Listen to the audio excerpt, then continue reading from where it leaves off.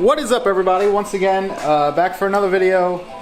I don't remember where I left off last time because I didn't edit that video yet, and it was over a week ago. So, give you a quick little update.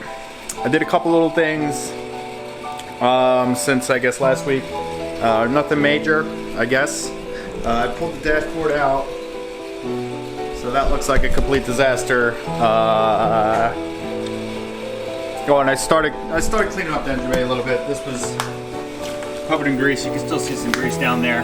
Gonna wait for one of these days when it's a little bit warmer, and I'll probably take the car to the garage and scrub it with like degreaser and a pressure washer. But I didn't film it because I figured who the hell wants to see me just scrubbing something? So yeah.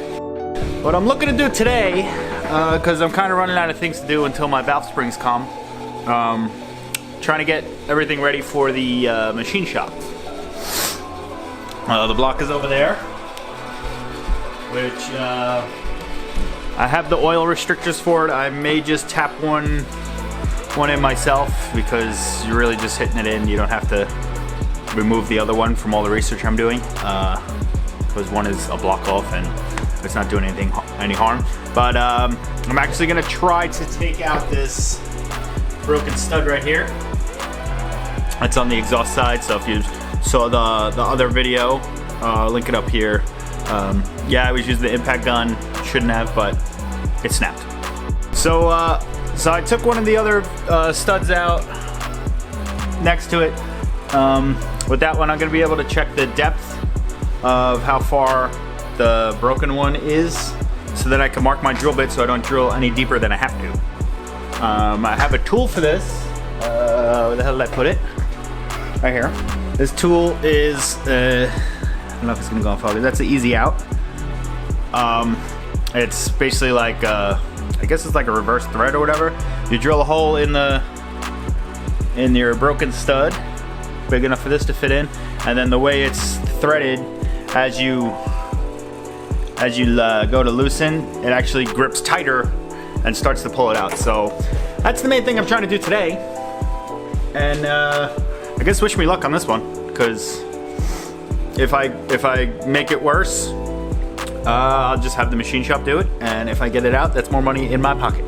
Alright, so one of the first things I'm going to do here, I'm going to try to figure out the depth of this one. I don't think this is snapped all the way to the back end of it, because as I was taking some of these out, some of these aren't threaded in all the way, so it shouldn't be too bad. But actually clean it up first. Starting super small. Gonna try to get a dead center. That's usually the goal, dead center. Center punch.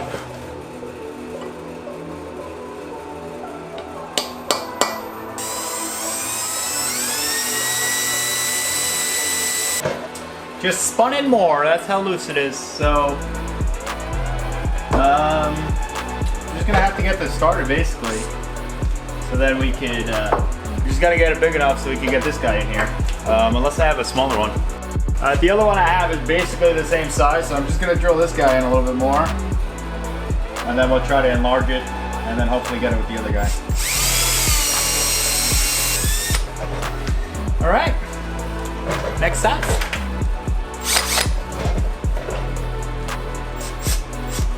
Spray a little WD in there. Get some shit out.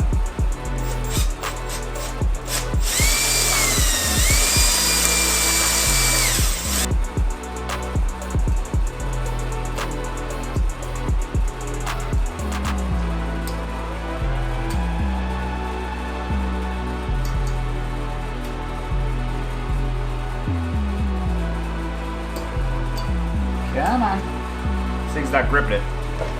I'll be back. Alright, I think I got the right thing. I think I got one. Got a little tight here, so I'm trying to be careful.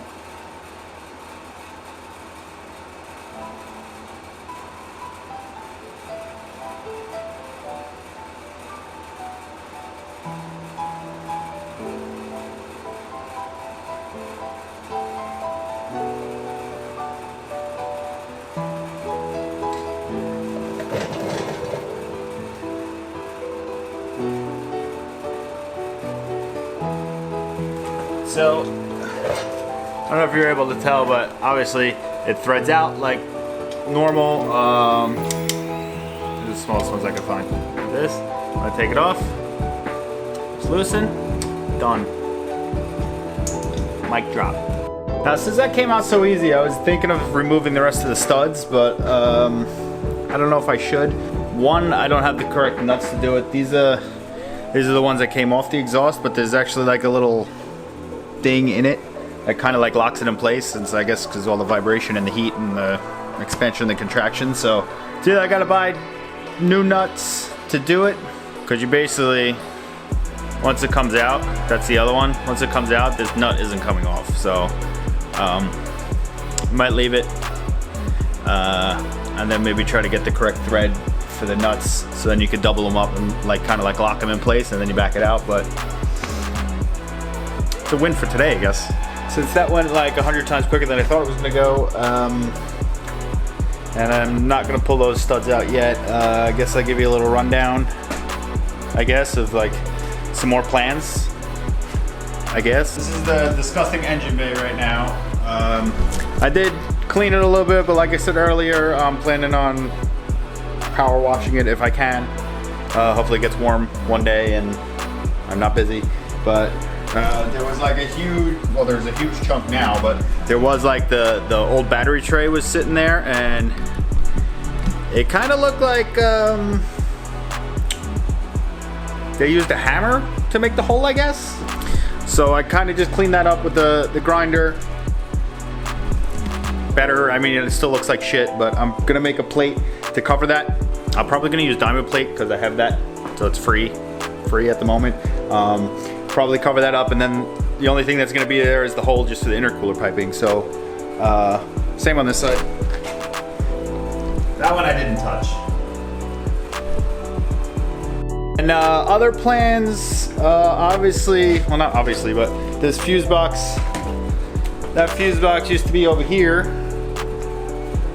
I'm gonna try to relocate it in the car, possibly. I want the engine bay to be like clean. I mean, I know it's not gonna be like clean, but I want it like neat. I'm just gonna make it like, I mean, I don't think there's not even that much shit connected to this, so I'll figure out what needs to go where. I mean, as you see, there's a bunch of shit missing already.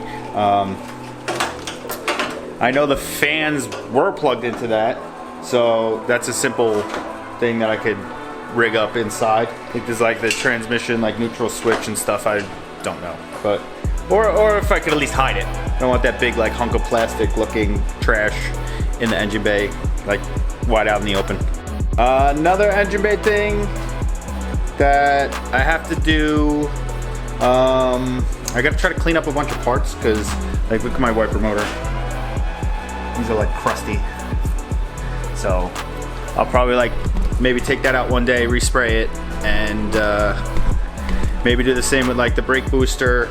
Oh, new brake lines. I want to try to do new brake lines, but I could probably do that with the motor in the car. So maybe I could actually route it to look like, maybe kind of fit with the motor instead of just like slapped in there. I guess that's it for the engine bay for now. But then lastly is the interior. Obviously you spend most of your time in the interior when you're driving the car. So you gotta make it, you wanna make it look nice. What we're looking at is a complete mess, but here. The dashboard used to be here. So a little like fuse box thing that I'm planning on relocating, I wanna put here. Somehow. Maybe cut open the little thing on the dash and make like a little flip panel. I want to put the ECU in like a little fuse box up here, so it's nice and clean. No, you don't have passengers kicking it down there. Gauges will go back there. Not sure if I'm keeping the carpet yet. I mean, I'll probably just keep it for now, and then if I want to get rid of it, I could always get rid of it in the future. And then the back is just standard 240. I might get the delete panels, the whole rear seat delete from I think it's LRB. They sell a whole kit. It's just sheet metal. Alright, so since that one, like I said earlier, that was a hell of a lot quicker than I thought it was going to be. Hopefully this is a very short video. I didn't edit it yet, but you'll know. We'll both know probably at the same time. If you feel like making a small donation to me, or giving me like the lotto numbers or something, DM me. So could finish this at some point in the near future. In all seriousness, thanks for watching. If you're enjoying the content at all, please subscribe, leave a thumbs up, comment if you have any questions. I'll try to answer it to the best of my knowledge. If you have any friends building a 240 or RB25, send them my way.